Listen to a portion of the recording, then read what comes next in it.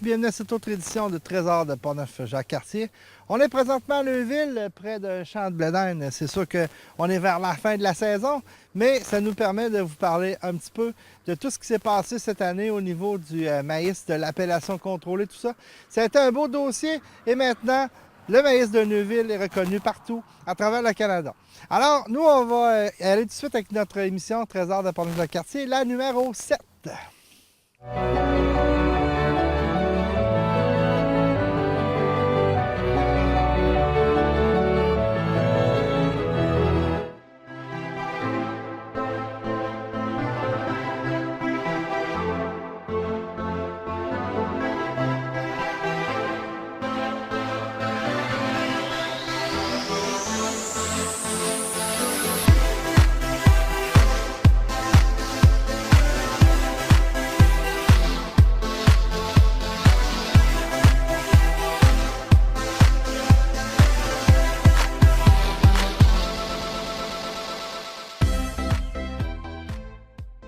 Localisée de part et d'autre de la rivière Sainte-Anne, la municipalité de Saint-Alban s'est développée au fil des ans en sachant tirer profit de ses richesses naturelles, soit la forêt, la terre et l'eau. Saint-Alban tire son nom d'un martyr du 3e siècle, le premier en Grande-Bretagne, décapité pour avoir sauvé un prêtre de la persécution.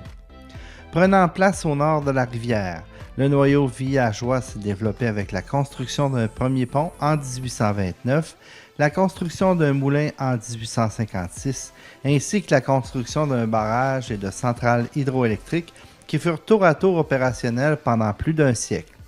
À ces activités traditionnelles s'est greffé au fil des ans le développement d'activités de villégiature, de récréation et de plein air issues de la présence de la rivière Sainte-Anne et de l'accessibilité aux nombreux lacs sur terre publique qui occupent la partie nord du territoire. Reconnus pour la beauté de leur paysage et la qualité de leur environnement, le parc du secteur des Gorges aménagé en bordure de la rivière Sainte-Anne et le parc naturel régional de Portneuf chevauchent le domaine foncier public dans le secteur des lacs Longs et Montauban, sont des endroits de prédilection pour l'observation de la nature et la pratique de diverses activités de plein air. Au début du siècle, l'une des plus anciennes centrales hydroélectriques du Québec est érigée sur la rivière Sainte-Anne. Mise en service en 1916, puis détruite par une forte crue en 1924, elle est reconstruite et demeure en fonction jusqu'à sa désaffectation en 1983. Depuis l'automne 1996, une nouvelle centrale érigée en amont des installations originales constitue le plus important équipement de production hydroélectrique actuellement en service dans la région. L'histoire de Saint-Alban est également marquée par l'un des plus importants glissements de terrain qu'ait connu le Québec et qui, le 27 avril 1894, déplaça 6 km² de sol, provoquant ainsi le détournement de la rivière Sainte-Anne. La chaloupe illustrée sur les armoiries de Saint-Alban et une plaque commémorative marquant l'emplacement du sinistre dans le rang de la rivière Noire rappellent l'événement. Aux activités traditionnelles liées à la culture de la terre et à l'exploitation de la forêt, s'est ajoutée au fil des ans une vocation axée sur les activités de plein air et de villégiature, attribuables à la présence de nombreux lacs et rivières. En aval du barrage hydroélectrique de Saint-Alban, un canyon formé par la rivière Sainte-Anne constitue un phénomène naturel remarquable.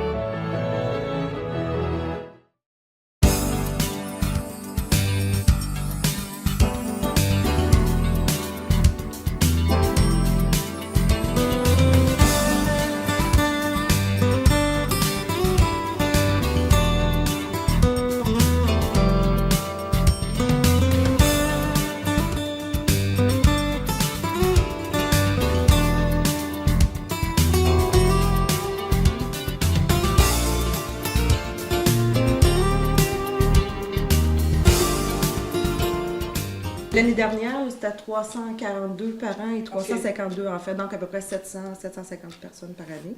On a en moyenne 3400 présences par année dans notre ressource. Tout ça, on a beaucoup aussi de l'aide bénévole là, pour combler nos services. Donc, c'est 61 bénévoles qu'on avait l'année dernière pour 1700 heures de bénévolat sur l'année. Je sais que dans le passé, je ne sais pas si vous les avez encore, les services, mais les droits d'accès, comme pour femmes victimes de violences conjugales, les parents qui échangent en toute sécurité les enfants. Est-ce que l'argent, vous pensez, va permettre de pouvoir avoir plus de plages ou réouvrir le service? Ou enfin, je ne sais pas où est-ce qu'est rendu votre service. C'est sûr que nous, c'est un service qui est toujours offert. Par contre, c'est un service qui est toujours offert. Par contre, au fil des années, c'est sûr qu'on a dû réduire le nombre de dossiers qu'on avait justement là, par manque de financement. Fait qu'auparavant, on pouvait aller jusqu'à 25 à 30 dossiers par année. Maintenant, on en est rendu à 10 dossiers par année pour la région de Portneuf.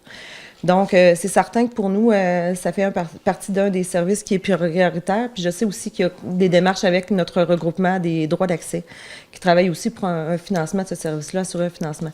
Fait que c'est sûr que je ne pourrais pas vraiment me positionner sur la somme qui pourrait être allouée pour ce service-là. Ça va être vraiment évalué là, en conseil d'administration, mais c'est certain que c'est un service qui est important dans la région puis qu'on souhaite maintenir et qui est maintenu à bout de bras depuis quelques années.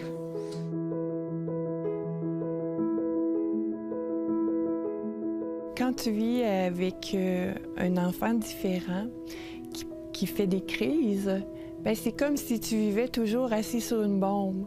Et puis, la minute que tu commences à prendre du repos, pour une raison quelconque, ça éclate.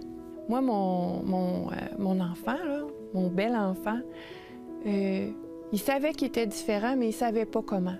C'était très souffrant pour lui. En groupe, là, il y a un comportement de TSA, du trouble du spectre de l'autisme. C'est-à-dire qu'il est pauvre au niveau de ses habiletés sociales. C'est pas facile d'entrer en relation avec les autres. Puis vu qu'il a une perception différente de la réalité, bien souvent, il peut se sentir persécuté. À l'école, pour lui, c'était comme tout était trop stimulant pour lui. C'est comme si nous, on vivait dans une discothèque à la journée longue. Tu sais, je veux dire, on vivait avec ça, on faisait toujours pour le mieux, on vivait des petites victoires, mais c'était épuisant, c'était quelque chose. Comme c'était difficile avec mon enfant, ben j'ai dit, OK, là, je vais aller à la maison. Puis comme le revenu passe d'une somme, en tout cas, d'un travail à temps plein, d'un travail à la moitié, presque la moitié du temps, là, ben à ce moment-là, tu te dis, ouf, on n'y arrivera pas. Les cuisines collectives, ça a été très salvateur pour moi. C'est pas juste, ça apporte pas juste la nourriture qui te nourrit le corps, ça amène la nourriture qui te nourrit l'âme et ça te fait un point d'attache sans jugement où tu es toujours bien. On savait que quand on allait se retrouver là-bas, on allait être bien ensemble, qu'on allait rire, qu'on allait chanter, qu'on allait s'aider. Quand j'avais le grand soupir, je faisais « Ouf, c'est difficile là ». Ben, je disais « OK, oui, telle date, c'est ma cuisine collective, ça va faire du bien ». On en avait besoin.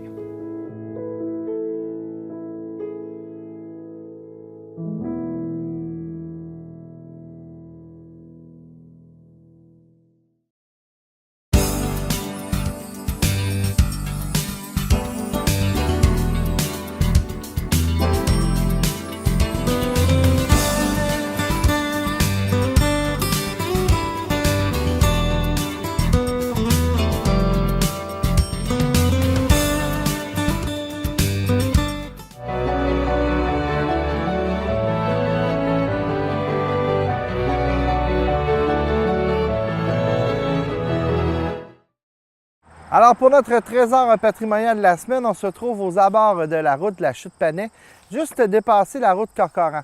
Donc, vous avez sûrement vu ici en arrière de moi cette plaque qui est juste avant les virages pour s'en aller vers le lac Plamondon. Donc, on y parle de Monseigneur Alexandre Vachon. Donc, la capsule de cette semaine est consacrée à ce prélat de l'Église catholique qui, dans les années 40-50, s'est distingué surtout au niveau scientifique, entre autres à l'Université Laval et aussi à l'Archevêché d'Ottawa.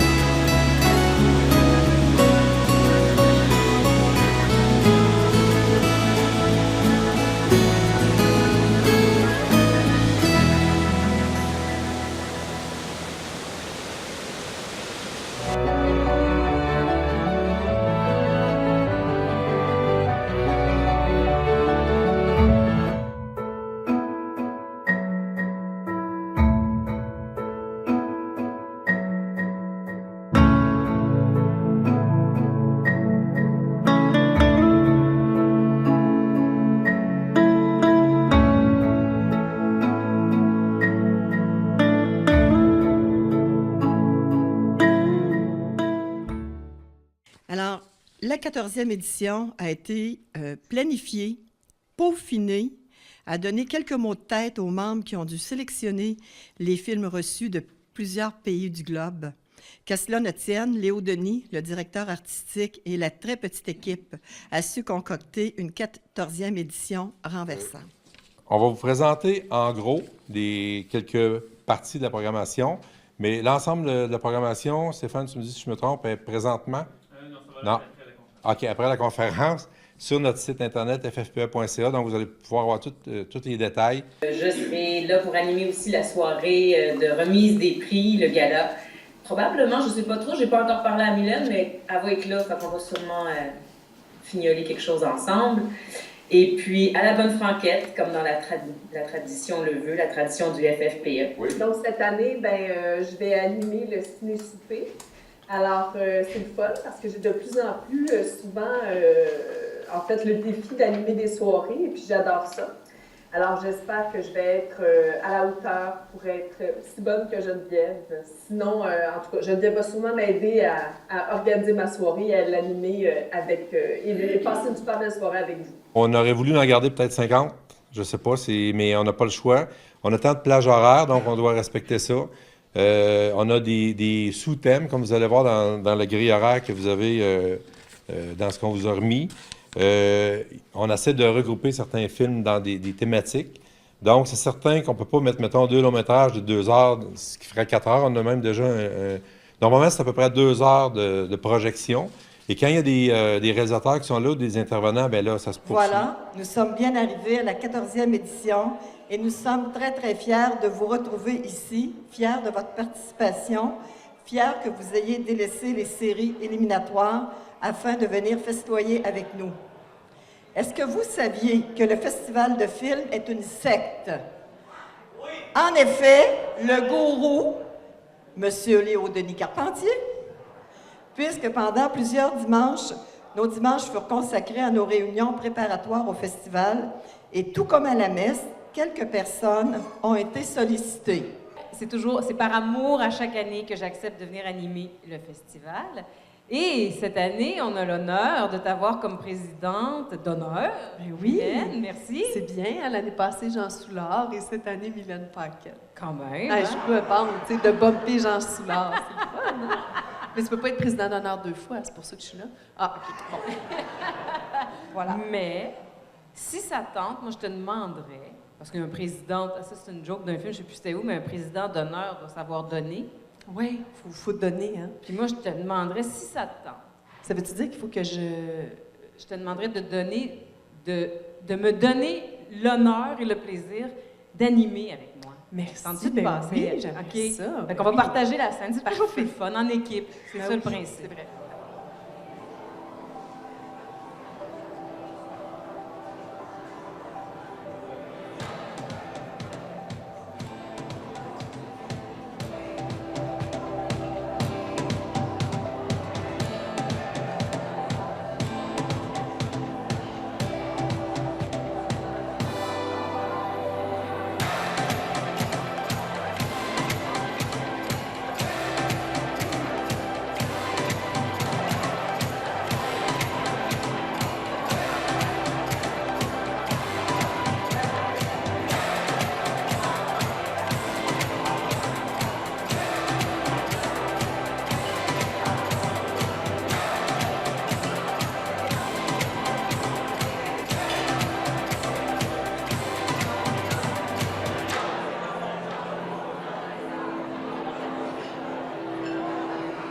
Alors, le Grand Prix du 14e festival, pour son message fort, cru, sans concession, qui révèle ce que la mondialisation a apporté de pire en matière d'exploitation de l'homme par l'homme, soit l'exact contraire du développement durable, pour mettre en lumière ce que l'on voit encore trop rarement, ou en tout cas pas assez dans les médias, soit les conséquences du pillage systématique de l'Afrique à travers un cas parmi nombre d'autres. Un film qui aide sans aucun doute à comprendre quelle détresse et quelle extrême pauvreté poussent des femmes et des hommes à traverser les mers au péril de leur vie et de celle de leurs enfants dans l'espoir d'un avenir meilleur. mais aussi bien sûr pour ses qualités techniques, esthétiques et documentaires, le jury a décidé de remettre le Grand Prix du 14e Festival de films de l'environnement à Poussière d'or de Julia Montfort.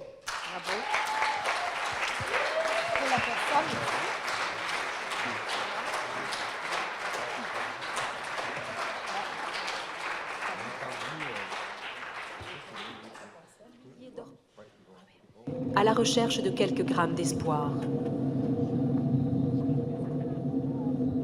Marcel est l'un d'entre eux.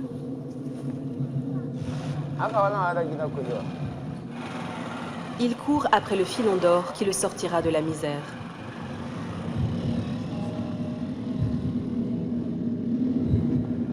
Il me dit que l'or, c'est un métal très précieux et que beaucoup de Français en cherchent. Je suis extrêmement touchée que ce film voyage, qu'il ait été sélectionné par votre jury, qu'il ait été visionné et je suis vraiment extrêmement touchée par ce prix ce soir. Je vous remercie beaucoup.